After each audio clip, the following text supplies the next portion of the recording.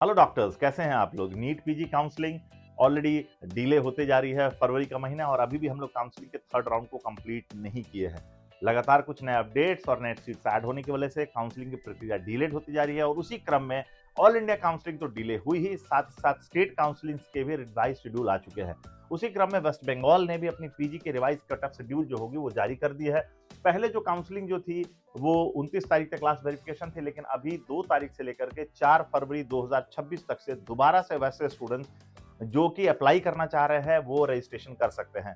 NRI के already जो list है वो बाहर हो चुकी है, तो वैसे स्टूडेंट जिनको लगता है कि ऑल इंडिया काउंसलिंग या स्टेट काउंसलिंग में उनको इस कैटेगरी में सीट नहीं मिलेगी, उनके लिए एक अच्छी अपॉर्चुनिटी है कि वो चाहें तो इस कैटेगरी में आप अप्लाई कर सकते हैं। क्योंकि वैसे स्टूडेंट्स ही एनआरआई कैटेगरी में अप्लाई कर सकते थे वेस्ट बंगाल में, जिनका नाम ऑल इंडिया में ऑलरेडी एनआरआई के लिस्ट में आया हुआ था।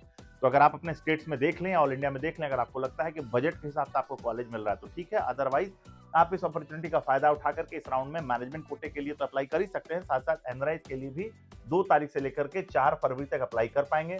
इसके अलावा जो फीस की पेमेंट होगी वो 2 से 4 तक होगी। यहाँ पे फिजिकल वेरिफिकेशन स्टूडेंट्स को करना पड़ता है आकर के, तो physical verification normal management quota या स्टेट कोटा के लिए अगर आप प्लान कर रहे हैं तो आपको आना पड़ेगा। एनआरआई कैटेगरी के लिए फिजिकल वेरिफिकेशन नहीं है।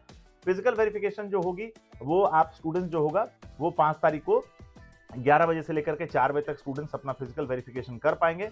इसके अलावा आपका 30 तारीख जो है आपका जो सीट सरेंडर जो होगी सेकंड राउंड में अगर आपको मिला है और आप चाहते हैं कि सीट जो है वो आपको जो मिली है उसको आप सरेंडर करना चाहते हैं तो वो भी 5 तारीख तक स्टूडेंट जो होगा सीट सरेंडर कर पाएंगे।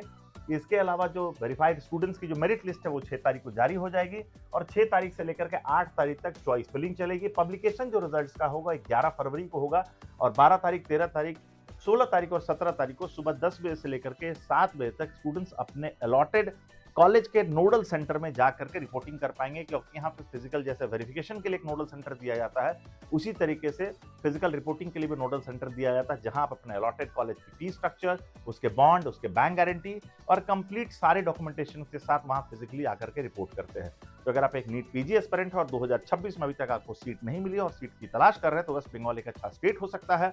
एनआरआई कैटेगरी के फीस में क्या हो सकता है नेगोशिएशन, मैनेजमेंट कोटे में कैसे हो सकती है बैंक गारंटी वेव ऑफ, और स्टेट कोटा किस रैंक तक मिलेगा, इस तरीके से सारी अपडेटेड इन्फॉर्मेशन और थर्ड राउंड के पीजी काउंसलिंग को ऑल इंडिया और स्टेट लेवल पे और बेहतर और आसान बनाने के लिए 1-2 काउंट काउंसलिंग से जुड़िए जनरेशन नेक्स्ट से, जहां पे मैं सुरेश कुमार कोशिश करूंगा रैंक बेस्ड काउंसलिंग के माध्यम से सटीक और सही इन्फॉर्मेशन आपको देने की। Thank you.